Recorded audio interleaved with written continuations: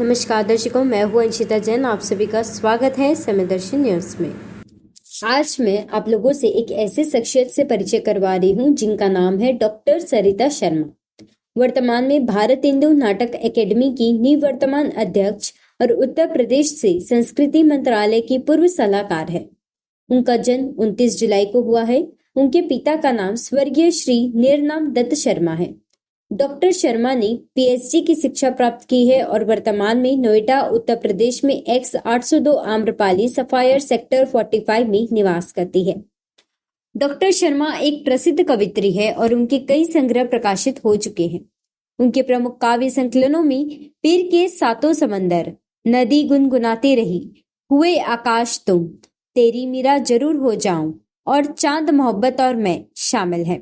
इसके अतिरिक्त उनकी 2 ऑडियो सीडी भी प्रकाशित हो चुकी है। उन्होंने समय समय पर विभिन्न पत्र पत्रिकाओं में कविताएं, संस्मरण और लेख प्रकाशित किए हैं।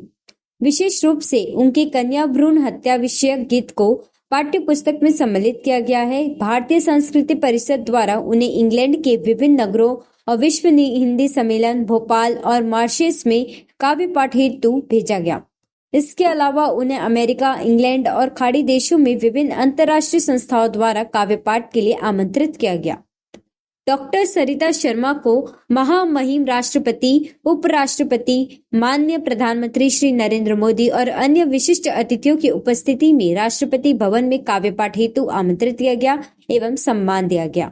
उन्होंने 14 सितंबर 2019 को हिंदी दिवस पर विज्ञान भवन में माननीय गृह मंत्री की अध्यक्षता में आयोजित कार्यक्रम में भी काव्य पाठ किया। उनकी काव्य प्रतिभा के लिए उन्हें महादेवी वर्मा सम्मान, निराला सम्मान, यश भारती पुरस्कार, छत्तीसगढ़ निधि सम्मान और ब्रिज कोकिला की उपाधि सहित कई प्रतिष्ठित पुरस्कारों से सम्मानित किया गया है। डॉक्टर सरिता शर्मा ने अपने लेखन के माध्यम से हिंदी साहित्य में महत्वपूर्ण योगदान दिया है और उनकी कविताओं को देश विदेश में व्यापक रूप से प्रशंसा की जाती है।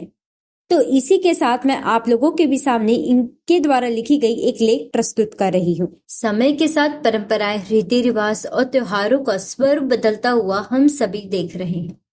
विशेष और पर इंटरनेट, मोबाइल का दौर आने के बाद जिस तेजी से ग्लोबलाइजेशन बढ़ा है, उसके बाद तो परिवर्तन की गति चरम सीमा पर है। इसके बावजूद हमारे धर्म, संस्कृति, समाज में कुछ चीजें ऐसी है जो युगों से जस की तस है, भले ही उनका भ्रामक स्वरूप कुछ आधुनिक हो गया हो। भाई बहन के स्नेह का त्योहार रक्षाबंधन उन्हीं में से एक है। आज से लगभग 50 वर्ष पहले जब हम बहुत छोटे बच्चे थे, तब देखते थे कि घर में राखी के पहले से पोस्टमैन का आतुरता से इंतजार रहता था।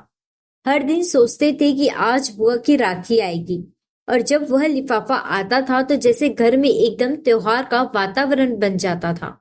आदिकाल से स्त्री को कमजोर माना जाता रहा है, अतः रक्षाबंधन पर जब एक बहन अपने भाई की कलाई पर धागा बांधकर तिलक लगाती है, उसका मुंह मीठा कराती है, उसकी लंबी उम्र की दुआ करती है और भाई उसके सर पर हाथ रखकर उसकी आजीवन रक्षा करने का वचन देता है, साथ में उपहार भी देने की प्रथा है। समय के साथ हमारे समाज में स्त्रियां पढ़ने लिखने, बाहर जाकर काम करने लगी है और पुरुषों के कंधे से कंधा मिलाकर चलने लगी है।